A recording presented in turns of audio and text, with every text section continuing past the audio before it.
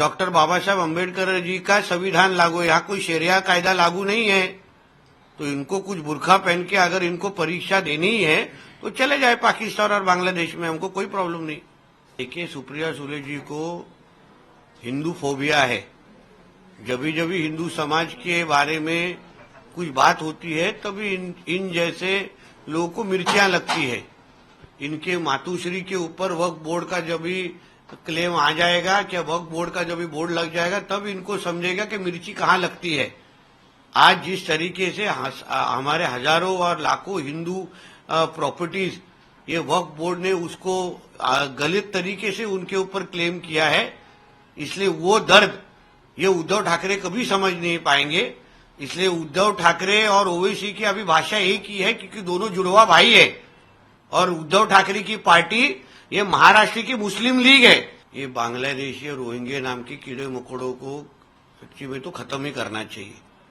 जिस तरीके से घर में अगर कीड़े मकोड़े आ जाए तो हम जिस तरह से पेस्ट कंट्रोल करते हैं और उनको खत्म कर देते हैं, वैसे उसी तरीके से महाराष्ट्र में ये जो कोई बांग्लादेशी और रोहिंग्या रह रहे हैं, इनको खत्म करने का काम, यहाँ से नष्ट करने का काम हमारे महाराष्ट्र की सरकार जरूर करेगी। और हज से जाने के बाद कहाँ कहाँ खुजली आती है वो हुसैन दरबार जी को मालूम नहीं। वो खुजाने से अगर उनका वक्त खत्म हुआ रहेगा तभी उन्होंने महायुकुम के ऊपर ध्यान डालना चाहिए। सेंटर पर बुर्का जो है वो बैन हो, क्योंकि हमारी सरकार जो हिंदुत्ववादी विचार की सरकार है, हम कोई भी तुष्टीकरण की राजनीति सहन करेंगे नहीं और करने देंगे भी नहीं। जो रूल अन्य हिंदू धर्म के हमारे छात्रों को लगता है वही नियम या रूल ये मुस्लिम धर्म के भी छात्रों को लगना चाहिए। जिसको भी हिजाब पहनना है, बुरखा पहनना है, वो अपने अपने घर पे या अपने अपने जहाँ पे उसको परमिशन है वहीं पहने। जिधर एग्जाम देने का वक्त आया है, जब छात्र बन के वहां आए और अन्य छात्रों जैसे बैठ के अपनी परीक्षा या अपनी एग्जाम दे दे। हिजाब या बुरखा डालने के बहुत सारे धोखे इसके पहले भी नजर के सामने आए हैं, जहां लॉ एंड ऑर्डर का भी विषय सामने आया है। उसके साथ कॉपी के भी बहुत सारे इंसिडेंसेस आए हैं जहां बुरखा पहन के लोगों ने कॉपी किया है। तो ये सारी की सारी चीजें हमारे महाराष्ट्र में होनी नहीं चाहिए। इसलिए मैंने कंसर्न मिनिस्टर को पत्र लिख के उनको कहा है कि कोई भी इस तरीके का अगर डिसीजन हो तो रद्द कर दे। आपके इस मांग पर विपक्ष और मुस्लिम स्कॉलर ये कहते हैं कि बुर्खा पहनना जो है वो इस्लाम में लिखा हुआ और हमारा पर्सनल मामला है।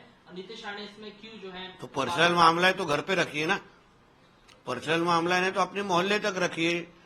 विद्यालय, स्कूल और कॉलेजेस में क्यों लेके आ रहे हैं? तो फिर हिंदू छात्रों के लिए अलग नियम और मुस्लिम छात्रों के लिए अलग नियम, ऐसा किधर कुछ लिखा है क्या? और यहाँ हमारे देश में डॉक्टर बाबा साहब अम्बेडकर जी का संविधान लागू है, यहाँ कोई शरिया कायदा लागू नहीं है। तो इनको कुछ बुरखा पहन के अगर इनको परीक्षा देनी है तो चले जाए पाकिस्तान और बांग्लादेश में, हमको कोई प्रॉब्लम नहीं।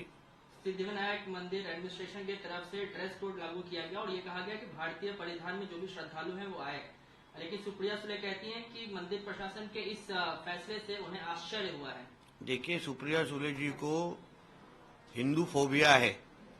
जब भी हिंदू समाज के बारे में कुछ बात होती है तभी इन जैसे लोगों को मिर्चियां लगती है। तो इसके बारे में हमको आश्चर्य लगने की कोई चीज नहीं है, क्योंकि यही सुप्रिया सुले जी ने ट्रिपल तलाक का समर्थन किया था। कभी भी लव जिहाद के खिलाफ इन्होंने कभी कुछ बोला नहीं था। तो इसलिए आज जब हिंदू समाज के लिए कुछ अच्छा निर्णय हमारे सिद्धिविनायक ट्रस्ट ने लिया है तो सुप्रिया सुले जी का जो उत्तर आया है, जवाब आया है, वो हमको अपेक्षित है। उसके बारे में आश्चर्य करने की कोई जरूरत नहीं। यूपीटी के सांसद हैं अरविंद सावंत, वो वक्फ बोर्ड को लेकर सॉफ्ट कॉर्नर दिखा रहे हैं, जबकि पार्टी की लाइन उनसे अलग है। आपको क्या ये लगता है कि उद्धव ठाकरे जो है उस सुर में सुर मिलाने? देखिए, ऐसा है, उद्धव ठाकरे ये मुल्ला उद्धव ठाकरे हो चुके हैं। जब भी इनको इनके मातुश्री के ऊपर वक्फ बोर्ड का जब भी क्लेम आ जाएगा, क्या वक्फ बोर्ड का जब भी बोर्ड लग जाएगा, तब इनको समझेगा कि मिर्ची कहाँ लगती है। आज जिस तरीके से हमारे हजारों और लाखों हिंदू प्रॉपर्टीज ये वक्फ बोर्ड ने उसको गलत तरीके से उनके ऊपर क्लेम किया है, इसलिए वो दर्द ये उद्धव ठाकरे कभी समझ नहीं पाएंगे। इसलिए उद्धव ठाकरे और ओवैसी की अभी भाषा एक ही है, क्योंकि दोनों जुड़वा भाई है। और उद्धव ठाकरे की पार्टी ये महाराष्ट्र की मुस्लिम लीग है, इसलिए उनके तरफ वक्फ बोर्ड का समर्थन होना ये आश्चर्य करने की बात नहीं है। इसका जवाब आने वाले वक्त में हिंदू समाज उद्धव ठाकरे के पार्टी को जरूर देगा। मुंबई समेत पूरे महाराष्ट्र भर में अवैध रूप से रह रहे बांग्लादेशियों को लेकर कार्रवाई हो रही है। आप सर एक प्रखर उसमें आपकी आवाज रही है, क्या लगता है कि जो कार्रवाई चल रही है उसमें और तेजी लानी चाहिए, क्योंकि जगह जगह इस तरीके के जो बांग्लादेशी हैं वो भरे पड़े हुए हैं। देखिए, ये बांग्लादेशी और रोहिंग्या नाम के कीड़े मकोड़ों को सच्ची में तो खत्म ही करना चाहिए। जिस तरीके से घर में अगर कीड़े मकोड़े आ जाए तो हम जिस तरह से पेस्ट कंट्रोल करते हैं और उनको खत्म कर देते हैं, वैसे उसी तरीके से महाराष्ट्र में ये जो कोई बांग्लादेशी और रोहिंग्या रह रहे हैं इनको खत्म करने का काम, यहाँ से नष्ट करने का काम हमारे महाराष्ट्र की सरकार जरूर करेगी। हमारे देवेंद्र फडणवीस जी के नेतृत्व की सरकार जरूर करेगी।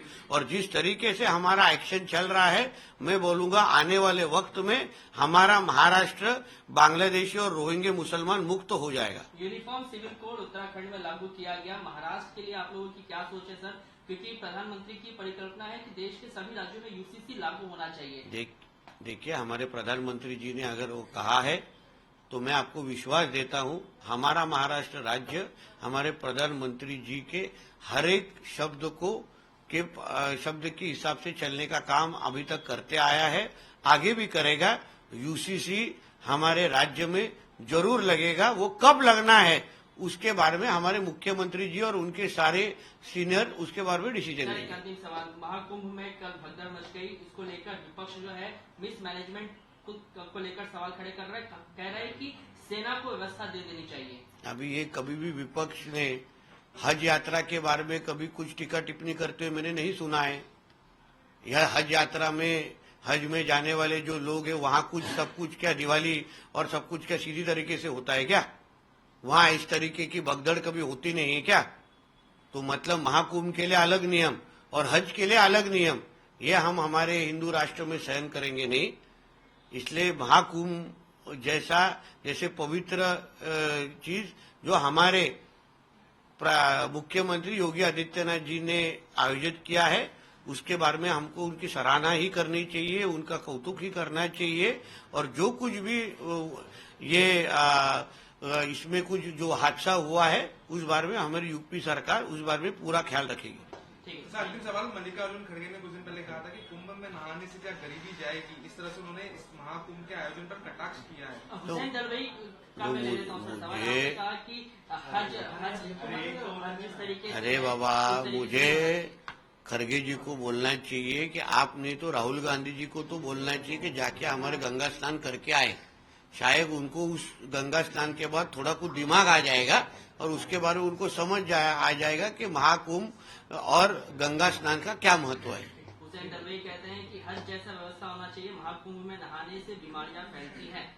और हज से जाने के बाद कहाँ कहाँ खुजली आती है वो हुसैन दलवाई जी को मालूम नहीं। वो खुजाने से अगर उनका वक्त खत्म हुआ रहेगा तभी उन्होंने महाकुंभ के ऊपर ध्यान डालना चाहिए।